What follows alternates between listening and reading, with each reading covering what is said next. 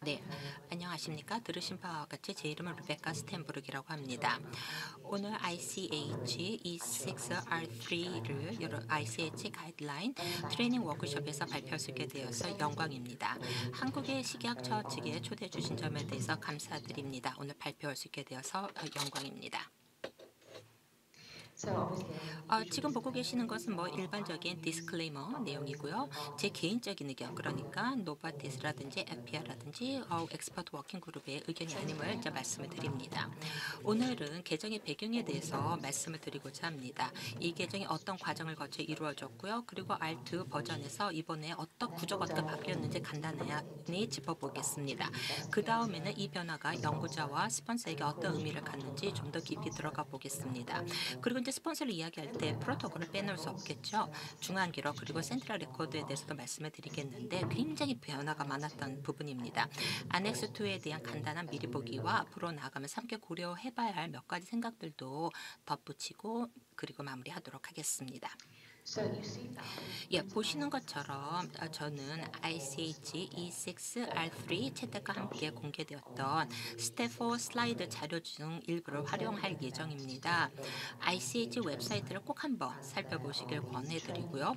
왜냐하면 거기에는 이러한 이제 교육용 슬라이드뿐만 아니라 조만간 MCT와 ICH 전문가 워킹 그룹이 함께 개발한 교육 자료도 추가로 공개가 될 예정입니다. 예, 방금 보신 건 그냥 단단한 법적 고지였고요. 자, 이제 개발 과정에 대해서 이야기를 한번 해보도록 하겠습니다. 우리는 어디에서 시작했고요. 지금은 어떤 기대가 있을까요? ICH 프로세스에 대해 간단히 다시 한번 상기를 해보고 시작을 해보도록 하겠습니다. 5단계로 이루어졌다는 거 아실 겁니다. 먼저 새로운 주제를 개발하거나 또 기존 주제를 개정하기로 ICH 관리위원회에서 합의가 이루어지면요. 비공식 워킹 그룹을 구성을 해야 됩니다. 이 그룹은요, 해당 가이드라인에 무엇을 담을 것인지를 설명하는 컨셉트 페이퍼를 작성하게 됩니다. 이 문서는요, 이제 토픽 리더, 그러니까 주제 리더들의 승인을 받고 난 후에 가이드라인 초안 작성 단계로 넘어가게 됩니다. 이 과정에서는요, 이제 실제로 가이드라인에 포함될 문구를 확정하기 위해서 테이블에서 다양한 테이블에 대한 또 다양한 또 논의가 있을 거고요. 또 여러 차례 수정 과정도 거치게 되고요. 또 이제 소위원회, 근데 커커스 검토를 진행하고요. 또 팀이 가이드라인에 이제 만족을 하면 이제 규제 당국과 총회에서 스텝 2 단계 승인을 받게 되고 이후 공식적으로요. 자문, 그러니까 컨설테이션을 위한 서명 절차로 넘어가게 됩니다. 이제 이 단계에서 이제 일반 대중이 가이드라인을 검토하고 의견을 제시할 수 있는 기회가 되겠습니다. 따라서 어떤 가이드라인이든지 반드시 살펴보고 의견을 제출하시길 또 권장하고 있기도 합니다. 앞서 말씀드린 대로요. 이 과정에서 규제 당국의 자문 절차가 이루어지고 스텝 3에서는 정말 많은 의견들이 접수가 됩니다. 그래서 전문가 워킹 그룹이 이제 이 의견들을 검토하고요. 이제 필요한 조정을 하게 됩니다. 그 결과에 만족하게 되면 이제 내부 승인 절차를 거치게 되고 규제 당국이 이를 승인하게 됩니다. 이후 스텝 4에서 ICH 조합 가이드라인으로 이제 채택이 되는 것입니다. 그런데 이것이 과정의 끝은 아닙니다. 채택되었다 하더라도 그 시점에서 바로 규제 당국에 의해서 곧바로 시행되는 것은 아닙니다. 실제로 규제 당국에 의해서 시행되는 단계는 스텝 5입니다. 자, 이제 ICH E6R3가 걸어온 긴 여정을 한번 떠올려 보겠습니다. 아마 여러분도 기억하시겠지만 이 가이드라인이 2단계, 그러니까 스텝 2에 도달해서 2023년 5월에 이제 대중 의견 수렴을 위해 공개된 적이 있었습니다. 이후 저희는 제출된 의견들을 검토했고요. 최종 문서는 올해 1월에 최종 이제 승인이 되었습니다. 그리고 나서 이제 규제 당국 회원들이 이제 이를 실제로 이제 시행해야 하는 것입니다. 돌이켜 보면은요, 이 문서는 2019년 11월에 승인된 컨셉 페이퍼를 이제 기반으로 하고 있습니다. 따라서 이런 문서를 개발하는데 짧은 시간이 걸리는 것이 아님을 이해하실 수 있을 겁니다. 게다가 이제 팬데믹 기간 동안 회의를 진행할 수 없었던 시기도 있었기 때문에 전반적으로 꽤 긴 과정을 거쳐야 했습니다. 자, 왜 새로운 개정이 필요했을까요? 아마 이렇게 말씀하실 수도 있을 겁니다. 2016년에 이미 ICHP, GCP가 개정됐는데 왜 또 개정이 필요한가라고요? 기억하시다시피 R2 버전에서는요, 새로운 문구가 추가가 되긴 했지만 1996년에 작성된 원문은 그대로 남아 있었습니다. 즉 기존 본문을 변경하지 못하고 불어 그러니까 아덴다 형태로만 내용을 더할 수가 있었던 것입니다. 그 결과 R2가 발표가 되었을 때 학계에서는 여러 의문들이 제기가 됐습니다. 이 개정은 충분하지 않다, 비례성이 부족하다라는 지적이었습니다. 즉 임상시험을 다룰 때 마치 모든 상황에 똑같이 적용되는 one size fits all 방식처럼 보였다는 겁니다. 하지만 알다시피 임상시험은 각각 다 다릅니다. 그래서 학계에서는요 ICH와 여러 규제기관에 직접 서한을 보내서 이런 비례성, proportionality가 부족한 점에 대해서 실망을 표명하기도 했습니다. 그 결과 ICH 웹사이트를 보시면은 2017년 1월에 이미 관련 논의가 시작된 것을 확인할 수가 있습니다. 이제 기억하시다시피 R2 버전은 2016년 11월에 발표되었는데 불과 2달 만에요. GCP 현대화 그러니까 모더나이제이션에 대한 리플렉션 페이퍼 그러니까 성찰 문서가 작성이 됐습니다. 여기서 주목할 점은요. 단순히 E6만 개정된 것이 아니라 E8도 함께 개정이 됐다는 겁니다. 원래 E8은요. 임상시험에 대한 일반적인 고려사, 클리니컬 트라이얼입니다. 근데 이것이 임상 연구에 대한 일반적인 고려사, 여기는 클리니컬 스타디로 바뀐 겁니다. 이는 더 넓은 범죄 연구를 포함하는 방향으로 확장된 것으로 E6 R3에서는 다루는 이제 중재적 임상시험뿐만 아니라 더 다양한 형태 연구를 포괄하게 되었습니다. 이 AS에서는 퀄리티 바이 디자인 QBD 개념을 기초로 삼고 있고요. 즉 연구 질문이 무엇인지 그 연구 질문에 답하기 위해서 어떤 데이터가 필요한지를 먼저 고민하고요. 그에 맞게 이제 펌지를 설계하는 접근입니다. 또한 크리티컬 투 퀄리티 그러니까 CTQ 요소라는 개념도 도입했는데 이는 R3에서도 공통된 주제로 이어지고 있습니다. 즉 연구자는 우선 자신의 연구 질문을 명확히 정의하고 그 질문에 적절히 답할 수 있는 데이터를 수집하도록 강조하고 있는 겁니다. 문서 전반에 걸쳐 비례적이고 위험 기반 접근법이 반복적으로 언급되는데 이는 모든 그 임상 시험에 일률적인 기준을 적용할 수 없다는 점을 인정하는 겁니다. 다시 말해서 임상 시험마다 상황이 다 다르기 때문에 그렇습니다. 자, 그렇다면 개발 과정은 어땠을까요? 어디서부터 시작했는지 한번 보도록 하겠습니다. 우선 출발점으로 공개 서한 그러니까 오픈 레터가 있었고요. 이는 좋은 시작점이 되었습니다.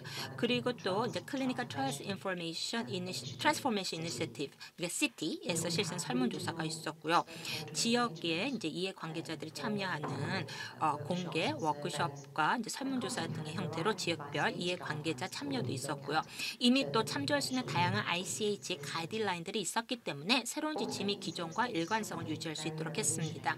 또 한 가지 E6는 ICH 역사에서 매우 혁신적인 일을 했는데 바로 이해 관계자 대표 참여를 도입한 겁니다. 즉 E6R3 그 엑스퍼트 워킹 그룹은요. 1년의 회의를 통해서 학계 이해 관계자들과 직접 소통하고 지침에 대한 연구를 구했습니다. 이는 매우 유용한 과정으로 이제 평가가 될 수가 있습니다. 이해 관계자 참여 전략에 대해서는요. ICH 웹사이트의 Efficacy Guideline E6 R3 부분에서 확인할 수 있고요. 관련된 모든 서포팅 자료가 공개가 되어 있어서 보실 수가 있습니다. 또한 우리는 이번 과정을 가능한 한 투명하게 진행하고자 했습니다. 그래서 보시면 2021년에 초안 원칙을 그러니까 드라프트 프린시플을 공개했는데 이를 통해 앞으로의 방향성을 어느 정도 알 수 있도록 했습니다. 그리고 2023년 5월부터 11월까지 6개월 동안 그 퍼블릭 컨설테이션 그러니까 공이 진행되었고요. 아주 놀랍게도요. 무려 7천여 개의 커멘트가 접수가 됐고 이 모든 커멘트를 하나하나 검토했습니다. 따라서 2023년 11월부터 최종 원칙과 또 안엑스 1 문서가 채택된 2025년 1월까지 시간이 걸린 이유를 이제 충분히 이해하실 수 있을 겁니다. 자, 그럼 이제 E6R3의 개요를 한번 살펴보도록 하겠습니다. 보시면 이전과 마찬가지로 원칙이 여전히 존재하는데 기존 13개의 원칙에서 11개의 원칙으로 줄어들었고요. 각 원칙에 대해서 좀 더 구체적인 설명이 추가가 되었습니다. 즉 단순히 원칙을 나열하는 것이 아니라 이 원칙이 실제로 무엇을 의미하는가에 대한 내용을 명확히 하고 있습니다. 그리고 또 안엑스 부속서가 있는데요. 안엑스 1 같은 경우는 중재적 임상시험에 대한 고려사항이라고 되어 있습니다. 즉 중재적 성격의 모든 임상시험은 원칙과 안엑스 1에 따라 수행되어야 하는 것이죠. 하지만 이번에는요, 새로운 디지털 기술의 등장도 반영이 되었습니다. 이것이 바로 GCP 현대화 필요성의 한 이유였고, 또 그리고 EA 등 전체 GCP 현대화 과정에서도 중요한 포인트가 되었습니다. 우리가 이제 분산 임상 시험 요소, 그러니까 디센트럴라이즈드 클리니컬 트라이얼이고 또한 실용적인 요소를 이제 포함하고 있었기 때문에 이런 다양한 시험 설계와 다양한 데이터 출처에 대한 추가적인 고려사항을 제공하기 위해서 안엑스 2를 두기로 했습니다. 이 모든 내용은요 기존 원칙에 기반을 하고 있기도 합니다. 구조도 개정됐습니다. 보시면은요. 부속서 그러니까 안엑스 외에도요 부록, 아펜디스가 추가되었고요. 그다음에 용어집, 글로서리도요 문서 끝부분에 그 일반적인 위치로 이동이 되었습니다. 이 부속서와 이제 원칙을 두게 된 배경은요. 이 문서를 마련하는 데 5년 이상이 걸렸다는 것에서 그 의미를 이해할 수가 있습니다. 그리고 이제 소규모 또 변경이 필요할 수도 있었는데요.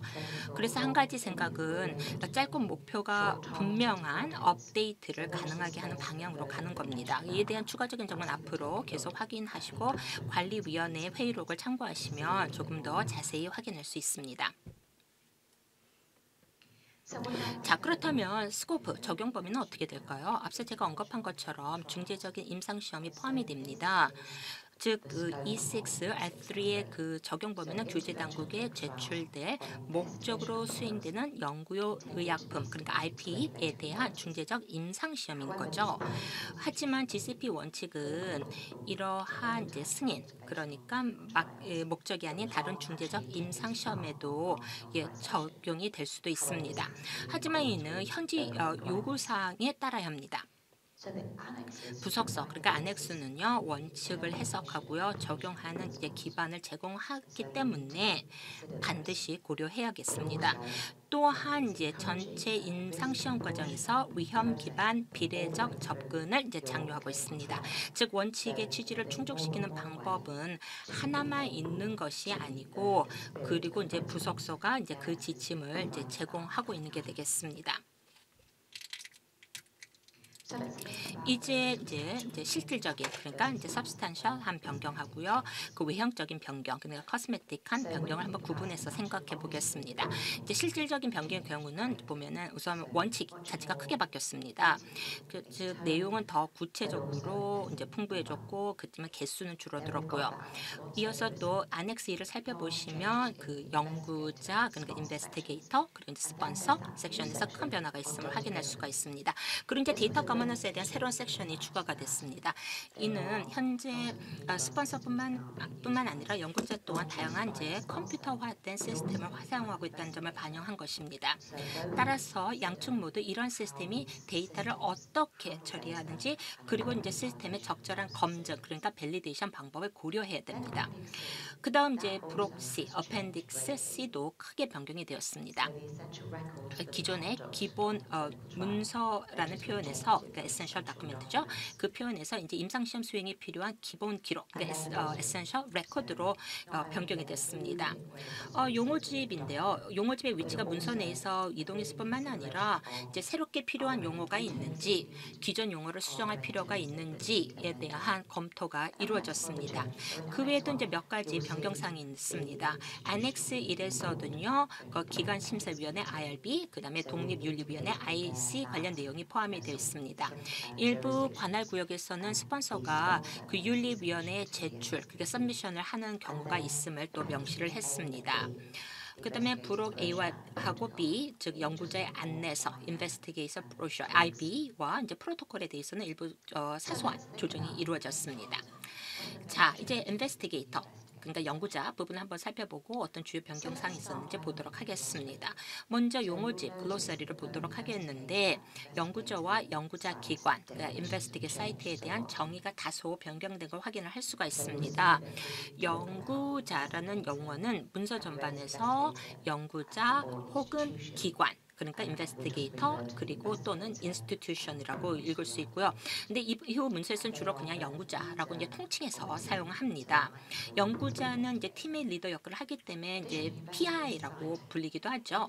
또한 연구자 기관의 정의도 변화했습니다. 최근 이제 분산 임상 시험 요소가 늘어나면서 실제로 모든 활동이 연구자 기관 내에서 이루어지는 것이 아니라, 그러니까 위성 사이트, 그러니까 다른 사이트나 참여자의 뭐 가정 등에서도 수행될 수도 있기 때문에 그렇습니다. 따라서 연구자 기관의 정의를 다음과 같이 바꿨습니다. 연구 관련 활동이 수행되거나 연구자 기관의 감독하에 조정되는 모든 장소, 그러니까 로케이션, 즉 연구자의 건물 내에서만 이루어짐이 아님을 인식해서 아주 세밀하게 정의의 변경을 한 게 되겠습니다. Under the investigator's roof, under that brick and mortar site.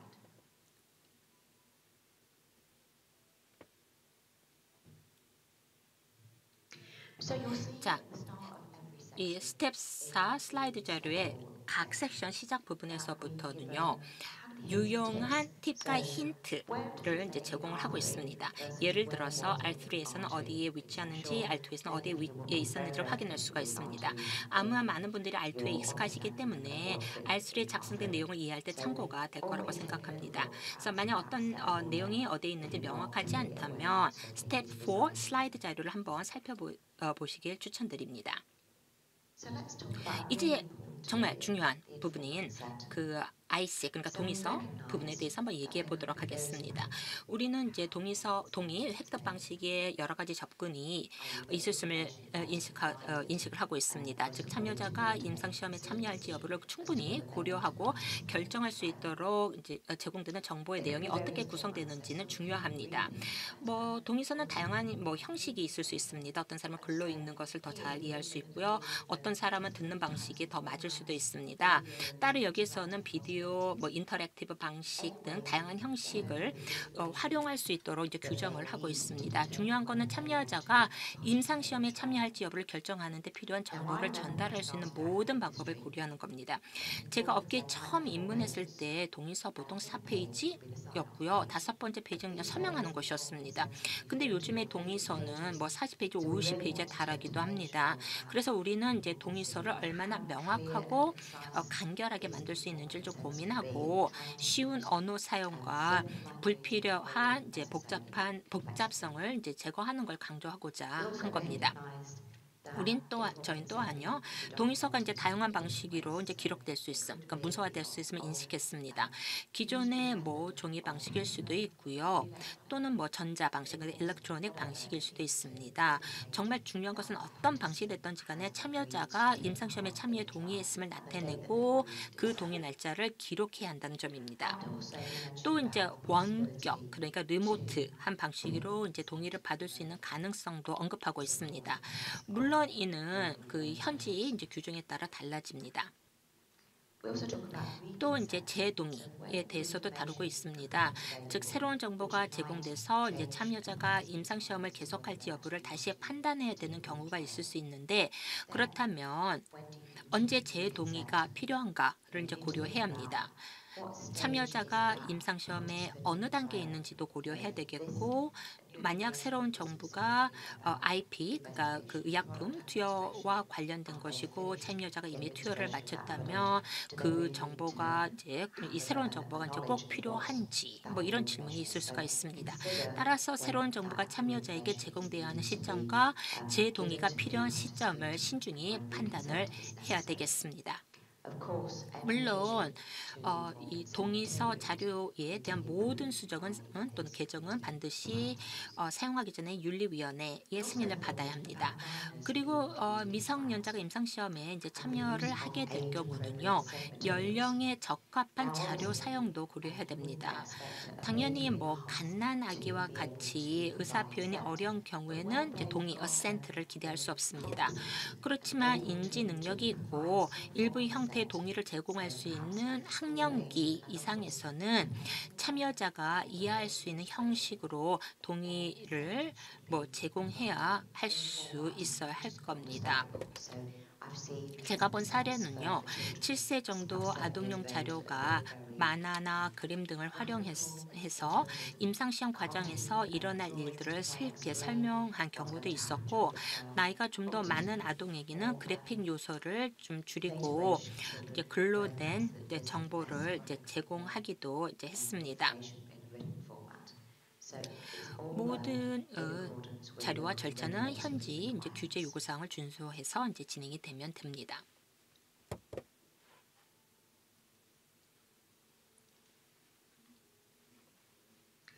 In the guideline, 예, we also 가이드라인에서는 이제 expectations 교육 for training 요건과 qualifications 그다음에 자격에 and 대한 그 flexibility 퀄리피케이션에 around 대한 기대치를 documentation. 명확히 하고 So 있고, if 문서화에 대해서도 유연성을 제시를 하고 있습니다. 예를 들어서 간호사가 특정 환자에게 혈액을 채취하고 정보를 기록한 일을 평소처럼 수행하고 있다고 하면 해당 환자가 가진 그 질병 상태에 맞춰서 하는 일반적인 업무와 같다면 임상시험과 관련된 추가 교육은 얼마나 필요할까요?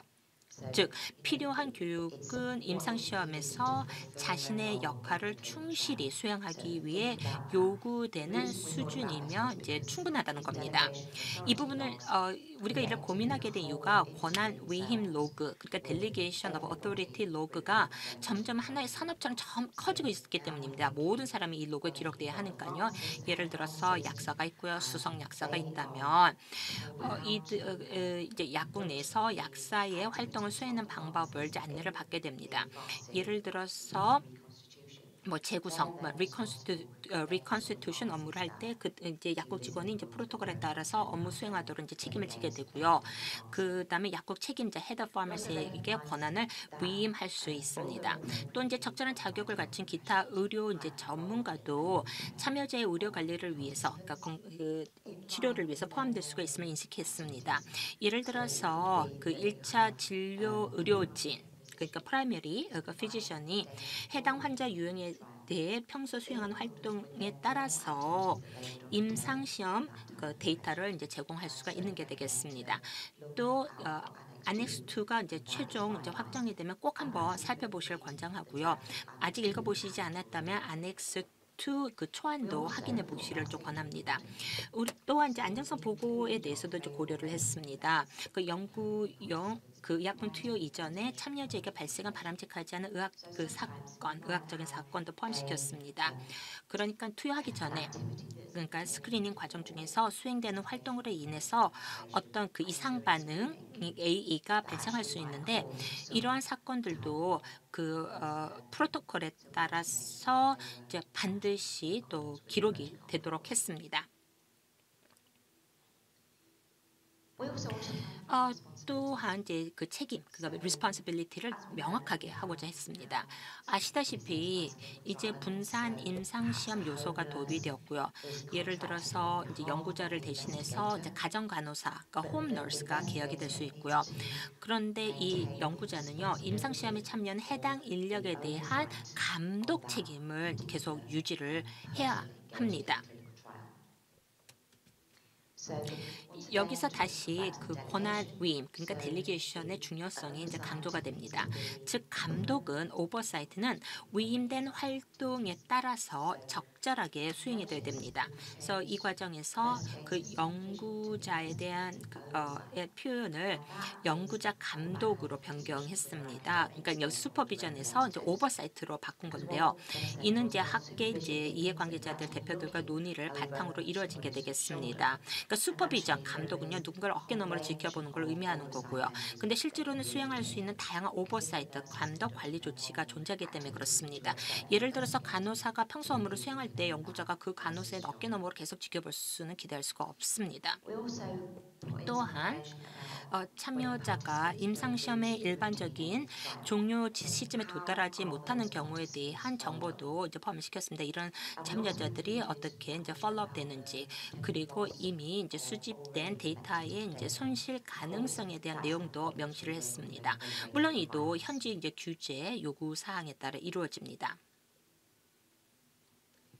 so of course 오늘날 같이 이제 컴퓨터화된 이제 시대에서는요, 연구자들이 컴퓨터 이제 시스템을 사용하기 때문에 연구자의 책임을 명확히 했습니다.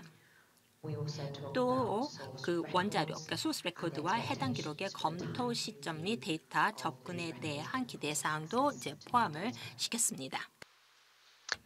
we'd also 그 외에도 이 임상시험용 의약품 관리에 대해서도 다루었는데요. 의뢰자 같은 경우에는 이제 시험용 의약품 관리와 관련해서 일부 측면을 지원할 수가 있습니다. 예를 들면 의약품 개수 같은 경우에는 이 IRTS를 이용을 해서 지원을 할 수가 있습니다. and also 그리고 연구자와 관련하여서도 이 임상약과 관련된 관리 감독에 대해서도 이제 다루고 있습니다. 즉, 이 의약품에 대한 특성이라든가 투여 경로, 또 복잡성, 그리고 허가 상태에 따라서 물론 달라질 수가 있겠죠. 그래서 이것은 결국은 이 비례성 그리고 리스크 기반의 접근 개념이 반영이 된 것이라고 볼 수가 있겠습니다. 예를 들어서 이미 허가된 제품의 경우에는 관리 방식이 좀 달라질 수가 있겠죠. 예를 들어서 이것이 이제 약국에서 직접 제공이 되고 또 약국에서 이루어지는 문서화만으로도 충분히 관리할 수 있는 것이 그 사례라고 보겠습니다. 그 외에도 이 연구자가 눈가림 해제를 불필요한 지연 없이 할 수 있어야 된다라는 점도 다루고 있습니다. 이제 과거에는 의뢰자가 이 눈가림 해제를 하려면 먼저 연락해라 이렇게 명시되어 있는 경우도 있었습니다. 그런데 실제 상황을 생각을 해보면 의학적으로 응급 상황이 발생할 수가 있고 그렇게 되면 연구 참여자의 어떤 안전이나 복지 이런 것들을 최우선해야 되는 그런 걸 생각해 봐야 되겠죠. 그래서 연구자가 지체 없이 눈가림을 해제할 수 있어야 되고 이것을 위해서 IRTS를 활용을 하는 경우에 이 연구자가 이 시스템에 즉시 접근할 수 있게끔 해주어야 합니다. so let's then move on to the sponsor. 다음으로 이제 스폰서, 의뢰자 부분으로 조금 더 설명을 So once again, 드리겠는데요. we've got that handy section 지금 in 보면은 the step 4 deck. 스텝 4 그 슬라이드 자료에 보면 R2에서 다루었던 그 항목이 Previously talk R 그 adequate resources 3에서는 어디에 위치한지 비교할 수 있도록 정리가 되어 있었는데 여기서 봐야 될 거는 R2에서는 의뢰자의 적절한 자원 확보에 대해서 언급을 안 했고 의뢰자의 관리 감독에 대한 언급도 없었다는 것입니다. 그런데 의뢰자 감독, 그 관리 감독이 새로운 개념은 아니고요. 이전 GCP 문서에 명시가 안 되어 있을 뿐입니다. 그리고 R3에서는 이 GCT에 좀 잘 맞게 섹션을 재배치를 한 셈입니다.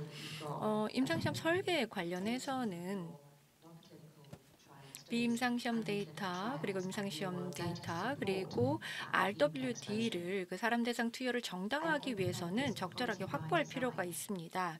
여기에서 이제 QBD 품질 고도화 설계 개념을 프로토콜 작성 단계부터 이제 적용을 하는 것이죠.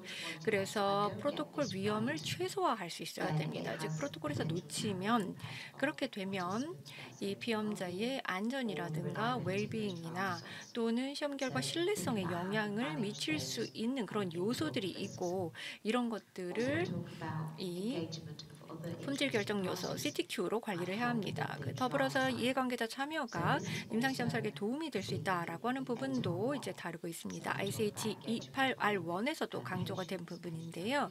환자나 환자 옹호 단체 또는 의료 전문가 이런 사람들의 참여를 통해서 이 특정 환자군에 적합한 목적 적합한 그런 임상시험을 설계할 수 있다라는 것입니다. 물론 이 프로토콜 그리고 기타 데이터 수집에 사용되는 툴들 예를 들면은 DMP라든가 이런 문서들이 사실 다 모두 목적 적합성을 갖게끔 해야 합니다. 다시 말하면 문서와 이런 툴들이 명확하고 간결해야 된다는 것이죠. 더불어서 이제 DMP의 경우에 실제로 프로토콜의 요구사항을 충족하는지 반드시 확인해야 됩니다. 예를 들어서 프로토콜에서 어떤 데이터를 수집해야 하는지 명확하게 정의를 하고 있는데 CRF가 필요한 데이터를 모두 다 그 수집하지 않는 그런 경우가 있을 수가 있습니다. 그런데 또 다른 경우에는 이 CRF 내에서 이 프로토콜에서 요구하지 않는 그 불필요한 정보까지 과도하게 수집하는 경우도 있습니다. 이 두 가지 모두 허용하기 좀 어려운 상황이죠. 더불어서 이 문서와 절차에 있어서 간결성이 참 중요합니다. 이 피험자나 또는 연구자에게 불필요한 부담을 주지 않도록 하는 것이 중요한 것이죠. 그 외에도 이 어그리먼트, 그러니까 계약이 굉장히 중요한데요. 이 서비스 제공자 또는 다른 이해관계자가 이 임상시험 관련된 활동을 수행하기 전에 반드시 계약이 체결되어 있어야 합니다. 예를 들어서 독립적인 데이터 모니터링 위원회는 자신들이 해야 되는 역할 그리고 기대하고 있는 바가 무엇인지 명확하게 알고 있어야 됩니다. 다시 말하면 데이터를 어디서 언제 수집할 건지 그리고 어떤 보고가 요구되는지 분명하게 해야 되는 것이죠. 그리고 예를 들어서 프로토콜의 중대한 변경이 발생하는 경우에 관련된 계약도 반드시 업데이트를 해서 이러한 변경을 반영하게끔 해야 합니다. 의뢰자의 그 관리 감독 오버사이트에 대해서는 아까 말씀을 드렸던 것처럼 이런 관리 감독 조치와 그 범위 수준을 목적 적합하게 해야 되고요. 또 이 시험의 어떤 복잡성 그리고 이 품질 결정 요인과 관련된 위험에 맞게끔 조정이 되어야 합니다. 다시 말하면 이제 연구 참여자의 안전을 보장을 하고 더불어서 임상시험 결과의 신뢰성을 확보할 수 있게끔 해야 되는 것이죠. QA 그리고 QC 프로세스도 다루었습니다. 이것은 단순히 연구자뿐만이 아니라 서비스 제공자에 대한 관리 감독에도 적용이 되는 것이고요. 서비스 제공자가 의뢰자의 기대사항을 정확하게 이행을 하고 있는지 확인을 해야 하고 이 계약서에 이들의 역할과 기대사항이 명확하게 기재돼야 합니다. 그리고 센트럴 모니터링에 대해서도 다루었는데요. 예를 들어서 이 임상시험 데이터베이스에서 이상치를 확인을 하고 이것을 연구자 기관 단위로 분석을 해서 예를 들면 이제 특정 기관에서 연구 참여자 안전에 잠재적인 문제가 있는지 평가할 수 있습니다. 그리고 모니터링은 사실상 본질적으로 QC 활동이다라고 하는 것을 명시를 하였고 연구자 기관 외부의 기타 시설에서도 이러한 이 QC 전략의 일부로서 이 관리 감독 대상에 포함이 되게끔 해야 합니다. 그리고 품질 관리도 보다 정교화되었는데요. 예를 들면은 프로토콜을 작성할 때부터 이 품질 결정 요인 CTQ를 생각하고 이에 따른 리스크를 고려합니다. 그리고 지속적으로 평가하고 관리 감독을 하는 과정이 계속 반복이 되면서 이렇게 CTQ 요인에 대한 그런 위험을 어떻게 관리할 것인지에 대해서 지속적으로 검토를 해야 되는 것이죠. 그리고 이 모든 과정에서 비례성을 이야기를 하고 있습니다. 더불어서 허용 범위라고 하는 개념도 도입을 했죠. 예를 들어서 프로토콜 섹션에서는 어떤 특정한 리미트를 설정을 해놓고 이것을 만약에 초과하는 경우가 있으면 이것은 문제가 있다라고 하는 것으로 이제 간주를 하는 것이죠. 그러면 이제 여기에 대해서 점검이 필요하다라고 하는 일종의 경고 신호로 작동을 할 수 있게 하는 것입니다.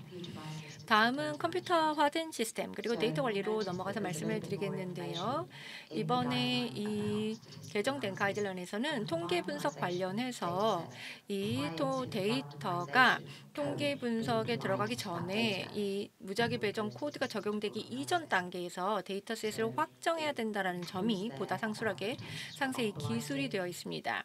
이거는 이제 맹검 해제 가능성하고도 연결이 되고 이 데이터 흐름을 임상시험 전 과정에서 어떻게 추적하고 관리할 것인지를 강조를 하고 있습니다.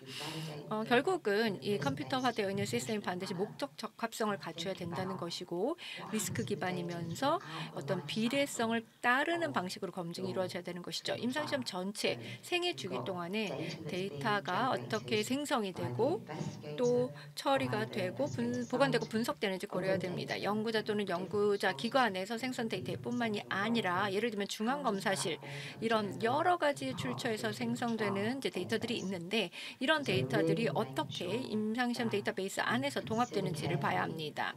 그리고 더불어서 통계 분석을 하기 전에 데이터셋을 확정하는 절차 중요합니다. 이것을 통해서 이 편향의 발생 가능성을 최소화해야 합니다. 자, 다음으로는 이 프로토콜로 넘어가서 말씀을 드리겠는데요. 이 프로토콜에서는 어떤 변화들이 있나요? 이것은 이제 어펜딕스 B에 해당하는 내용인데요. 다시 한번 이 표 보여드리는데 이 위치가 이 R2 대비 어디에 있는지 보여드렸고요. 이번 개정을 통해서 이제 어떤 항목들은 예전보다 더 상세하게 기술이 되었고, 뭐 예를 들면은 연구자에 의한 중도 중단 절차와 더불어서 또 연구 참여자의 동의 철회 이런 절차가 좀 더 명확하게 포함이 된 것을 알 수가 있습니다. 그리고 어떤 섹션 같은 경우에는 과거에는 그냥 비어있는 섹션들이 있었거든요. 예를 들면 QC나 QA 아니면은 데이터 처리, 그다음에 기록 보존 이런 것들인데 이번에 개정을 하면서는 여기에 대해서 어떤 내용들이 포함이 되어야 하는지 구체적인 가이드라인이 제시된 바 있습니다. 그러면 이제 조금 더 본격적으로 프로토콜에 대해서 좀 잘 살펴보면 이번 개정을 하면서 프로토콜 작성을 할 때 단순성, 간결성을 강조를 했습니다. 그리고 이 서문에서는 일반적으로 이 프로토콜에 포함되어야 되는 주요 사항들을 제시를 하게끔 하고 있는데요. 그 외에 또 적응성도 반영을 했습니다. 다시 말하면 이런 허용 가능한 범위라고 하는 개념을 도입을 한 것이죠. 예를 들어서 혈액을 채취를 하는데 특정 날짜나 또는 특정 시점에 정확하게 해야 되는 건지 아니면은 채취가 이루어지고 결과가 확보되는 것이 중요한 것인지에 따라서 다르게 접근을 할 수 있다는 것이죠. 뭐 이런 질문을 해보면 흔히 GCP 스타일 답변인데 이제 상황에 따라서 다르다 이렇게 얘기를 하게 되죠. 예를 들어서 뭐 PK 시험이다. 그러면 채열 시점이 매우 중요한데 다른 종류 시험이면은 그 중요성이 낮을 수가 있습니다. 그렇기 때문에 이런 경우에는 이 허용 범위를 설정을 함으로써 이제 피험자의 안전에 직접적으로 영향을 미칠 수 있는 중요한 이 프로토콜 이탈에 집중할 수 있게끔 프로토콜 일탈에 집중하게끔 유도를 하는 것이죠. 그래서 보시는 것처럼 설명드린 것처럼 이렇게 단순성 그리고 실용성을 강조를 하고 있고요. 그 다음에 프로토콜은 실제로 운영이 가능한 것이 중요합니다. 예를 들어서 연구자가 연구 참여자를 MRI 스캐닝을 하게끔 배치를 했습니다. 그런데 거기서 5분 있으면 ECG, 심전도 검사를 하게끔 한다라고 하면 이게 정말 가능한 것인가라는 것을 고려해야 됩니다. 프로토콜에서 이런 것들을 전제로 작성이 되어야 되는 것이죠. 이 과정에서 환자와 의료 전문가가 참여하는 것이 도움이 될 수가 있는데요. E6R3에서는 이런 참여가 반드시 어떤 이 개별 임상시험 수준에서 요구되는 것은 아니고 오히려 제품 개발 그 수준에서 고려되는 경우가 많다라고 하는 점을 유념하시면 좋겠습니다. 이 경우에는 E8R1도 함께 참고하시면 좋을 것 같습니다. 동의 철회 또는 이제 중도 중단 이후에 적절한 그런 추적 관리 절차도 이제 명시가 되어 있고요. 최근 수년간 통계 쪽이 많이 발달을 해서 시험 이 프로토콜 내에 그 통계 관련 지침도 확정이 되었습니다. 특히나 베이지안 설계 그리고 추정값 에스티메이트 개념이 반영이 되어 있습니다. 다음으로 제가 제일 좋아하는 부분인데요. 에센셜 레코드, 기본 기록입니다. 보시면 이제 들어보시면 아시겠지만 굉장히 큰 변화들이 있습니다. 일단 아까 말씀을 드렸는데 이제 예전 그 기본 문서 표 아마 기억하실 겁니다. 뭐 임상시험 전에, 중에, 종료 후에 단계별로 이렇게 나눠져 있는데 그런데 사실 현장에서는 많은 분들이 이것을 일종의 체크리스트처럼 사용을 해 오셨죠. 아, 이 기록은 있네. 저건 없네. 이런 식으로 이제 생각을 하는 것이죠. 그리고 오픈라벨 시험이니까 무작위 배정 일정표가 없다는 거를 내가 파일 노트로 적어야 되겠다. 이런 식으로 이제 사용을 하셨는데 사실 이렇게 하면 별로 도움이 되질 않습니다. 그래서 정말 중요한 거는 이런 기본 기록이 실제로 이 임상시험에서 어떤 일들이 일어났는지 이 스토리를 설명할 수 있게끔 해야 한다는 것이죠. 모든 그 임상시험은 하나하나가 다 고유합니다. 그렇기 때문에 이런 필요한 기록도 달라질 수밖에 없죠. 그래서 이 데이터를 어떻게 이 수집하고 또 처리를 했는지, 그리고 연구 참여에게 어떤 일이 있었는지, 시험이 어떤 과정을 거쳐서 수행됐는지, 이런 것들을 이해할 수 있게끔 기록을 확보해야 되는 것이죠. 그리고 또 다른 문제는 보통 많은 경우에 이런 그 기본 문서를 마지막 순서의 마지막 순간에 기록하고 보관을 해왔다는 것이죠. 그런데 이게 단순히 보관소 역할을 하려고 이걸 한 게 아니죠. 오히려 의뢰자의 관리 감독을 지원을 할 수 있는 뭐 일종의 살아있는 어떤 저장소가 될 수 있게끔 활용을 할 수 있게끔 하는 게 중요합니다. 그로서리 용어집도 정의가 개정이 되었습니다. 이센셜 레코드라는 표현을 지금 사용을 하고 있습니다. 예전에 이센셜 다큐먼트라고 했었죠. 이거는 단순히 문서가 아니라 데이터, 메타데이터, 즉 임상시험 데이터의 어떤 특성과 맥락을 설명하는 데이터까지 전부 다 포함을 한다는 것입니다. 그리고 이런 것이 단순히 보관하는 걸로 끝나는 것이 아니라 임상시험의 지속적인 관리 그리고 오버사이트를 지원하게끔 해야 된다고 강조를 하고 있습니다. 임상시험에서 무슨 일들이 일어나고 있는지 지속적인 평가를 가능하게끔 해야 된다는 것이 기본 개념입니다. 그렇기 때문에 이런 기본 기록을 단순히 보관해야 되는 서류다라고 생각을 하는 것이 아니라 이것이 어떤 이 임상시험을 관리 감독하기 위해서 필요한 살아있는 지원 체계다라고 이해를 하는 것이 좋겠습니다. 이번 개정에서는 이제 보시는 것처럼 이 기본 기록의 어떤 필요성 그리고 관리를 설명하는 새로운 표가 이제 들어가 있습니다. 예전 R2에는 없었던 것이죠. 보시면은 이 기록, 레코드라고 하는 것이 어떻게 정의가 되어 있는지 보면은 임상시험의 이전, 진행 중, 종료 후 어느 시점에서인지 생성이 될 수 있는 것이고 그 범위나 수준은 임상시험 설계에 따라서 달라집니다. 다시 말하면 임상시험의 각각이 가지고 있는 개별성을 반영을 한다는 것입니다. 그리고 나면은 어떤 기록이 기본 기록, 이센셜 레코드인지 판단을 할 필요가 있습니다. 가이드라인이 여기를 도와주기 위해서 이 평가 기준 같은 것들을 이제 좀 제공을 하는데요. 다시 말하면 어떤 기록이 필수적인지 보존이 필요한지 평가를 해야 되는 것이 있죠. 그래서 여기서 보면 일종의 테이블이 이제 제시가 되고 있습니다. 즉 임상시험 설계에 따라서 기본 기록에 해당할 수 있는 기록은 무엇인가에 대한 표가 제시가 되고 있는 것이죠. 결국 이 기본 기록의 목적은 이 연구 참여자 그리고 데이터에 무슨 일이 있었는지 또 프로토콜이 준수가 되었는지 어떻게 준수됐는지 그 스토리를 보여주는 것이죠.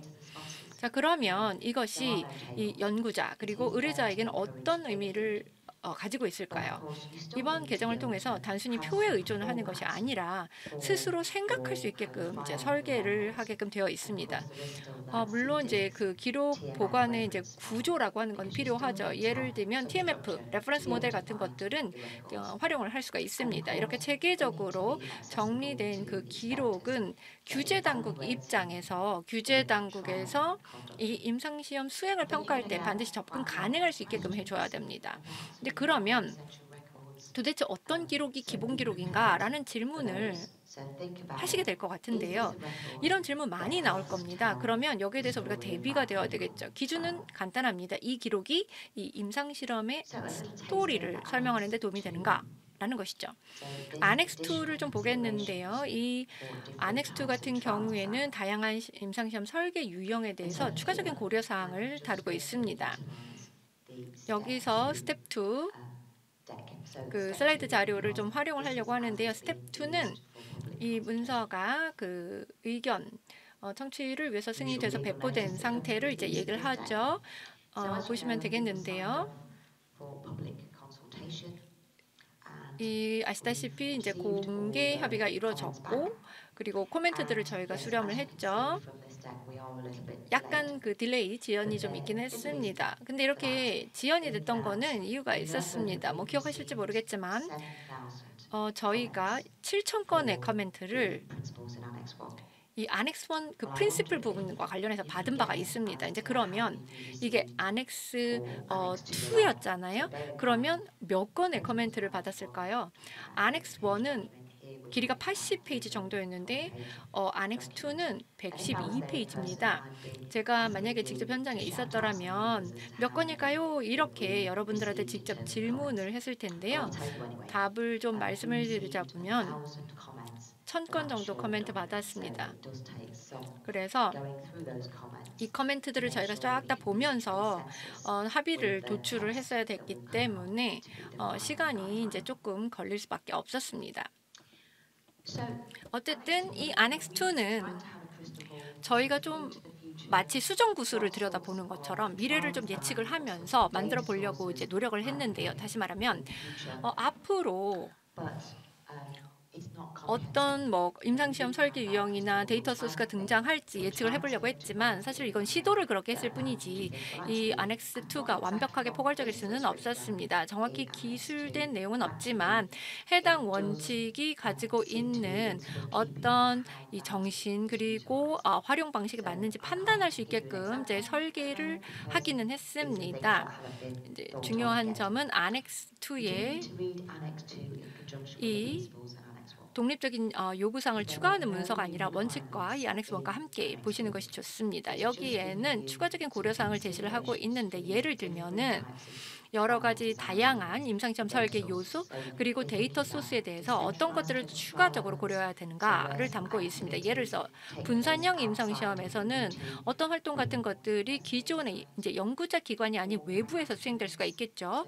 또는 실용적인 어떤 요소에서는 EHR, 그러니까 전자 건강 기록이나 기존에 수집되는 그 실세계 그 RWD 뭐 등록 자료나 청구 자료 이런 것들 사용을 할 수가 있을 것입니다.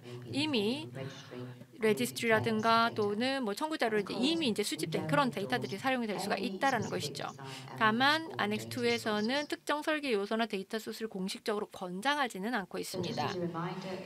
이런 것들을 인정하고 존재할 수 있다는 것을 이야기할 뿐입니다. 마지막으로 이 Annex 2, 이 위치를 좀 다시 한번 생각을 해보면은 여전히 ICH GCP 원칙 위에서 이 Annex 2는 존재를 하는 것입니다. 저희가 이제 집을 가지고 이거를 비유를 많이 하는데요. 다시 말하면 Annex 2 같은 경우에는 집 안에 방이 여러 개인데 그 중에 하나에 해당하는 것이죠. 그러면 우리가 기억해야 되는 것들이 무엇인가? 일단 E6R3를 단독으로 보면 안 되는 것입니다. 제가 오늘 발표 드리면서 이 8R1도 이제 여러 번 이야기했는데요. 일반적인 임상연구 고려사항이죠. 이것도 같이 봐야 됩니다. 이 가이드라인 같은 경우에는 환자의 참여라든가 또는 의료 전문가의 참여 이런 것들을 다루고 있고요. 무엇보다도 QBD 그리고 품질 핵심 요소 CTQ 로부터 출발을 하고 있기 때문에 반드시 참고하셔야 됩니다. 그리고 이 임상시험을 생각을 해보면 설계부터 수행을 하고 분석하고 보고하고 하는 전 과정이 있는데 이 과정에서 유효성 가이드라인도 중요하기 때문에 이것도 같이 참고를 하는 것이 필요합니다. 예를 들면 E9 통계 원칙이라든가 또는 E9 R1도 있겠고요. 여기서는 이제 추정값 에스티메이트 활용에 대한 내용들을 다루고 있죠. 이런 가이드라인들 다 같이 고려해야 합니다. 그래서 이 프로토콜을 작성을 하든 또는 임상시험 보고서를 작성을 하든 이런 것들 다 고려해야 하죠. 임상시험 보고서 같은 경우는 E3에 있습니다. 그래서 이것을 이제 E6R3를 단독으로 봐서는 안 되고 이 임상시험에서 우리가 하는 역할이 무엇인가를 생각을 해보고 여기에 적절한 그런 가이드라인들을 같이 읽어야 됩니다. 나의 역할에 맞는 것을 읽어야 되는 것이죠. E6 같은 경우에는 이 설계부터 보고까지 임상시험의 전 과정을 보고하고 있습니다. 그렇기 때문에 무엇보다도 잘 설계된 프로토콜이 필수적이죠. 그리고 이 과정에서 나의 연구 질문은 무엇인가? 라는 질문, 또 그 질문에 대답하기 위해서는 어떤 데이터가 필요한가가 먼저 정의가 돼야 되겠죠. 그리고 나면 연구자 기관에서 어떻게 시험을 수행할지, 그리고 시험용 의약품 어떻게 관리할지, 데이터 세트를 통계 분석 전에 어떤 식으로 확정할지 이런 거 고민해야 되죠. 제가 그 규제기관에서 이제 그 실사관으로 근무를 할 때 제가 제일 많이 물어본 게 데이터베이스 락과 관련된 것이었습니다. 이것을 이제 잠금 해제를 하는 것과 관련된 질문 많이 했거든요. 사실 이게 이례적으로만 발생을 해야 되는 건데, 그리고 반드시 고위 책임자가 서명을 해줘야 되는 것이죠. 그러려면 데이터베이스 잠금 해제가 정말 필요한 것인지, 그리고 그런 경우에 만약에 데이터베이스 잠금 해제가 됐을 때 결과에 편향을 야기를 하지 않는지 반드시 검토가 필요합니다. 그리고 투명성도 보고와 관련해서 중요하죠. 모든 임상시험은 공개 접근 가능한 데이터베이스에 등록이 되어야 하고, 그리고 시험 결과도 공개적으로 게시가 되어야 합니다. 그리고 이 가이드라인에 있는 이제 연구 참여자 동의 2.8.10을 보게 되면은 이 결과를 많이 얘기를 하고 있죠. 즉 결과를 이제 연구 참여자도 확인할 수 있게끔 제공되어야 된다라고 명시를 하고 있습니다. 그리고 임상시험 보고서도 연구자에게 제공이 돼야 되죠. 최소한 요약본이라도 전달이 되어야 합니다. 그리고 임상시험 종료를 하게 되면 이런 기본 기록을 어떻게 할지, 즉 보관에 대해서도 고려가 필요합니다. 이 가이드라인을 전반에 걸쳐서 읽다 보면은 반복적으로 보게 되는 것이 비례성, 그리고 리스크 기반 접근이라는 것일 겁니다. 그래서 우리가 이 연구 질문에 답하기 위해서 필요한 게 무엇인지, 그리고 프로토콜의 위험을 최소화할 수 있는 방안은 무엇인지 고민이 필요하고요. 어떤 조치가 됐든지 간에 비례적이고 위험 기반적인 방식으로 수행합니다. 결국은 연구 참여자의 안전과 복지를 보장을 하고, 더불어서 임상시험 결과 신뢰성을 확보를 하는 것이 우리의 최종 목표입니다. 이것으로서 제 발표는 마치도록 하겠고요. 질문이 있으시면 이따 질문 그 시간에 받도록 하겠습니다. 저는 이 이피카시 관련된 가이드라인 관련된 발표가 있고, 그 다음에 패널 디스커션 때 같이 이제 질문 받을 수 있을 것으로 알고 있습니다. 경청해 주셔서 감사합니다.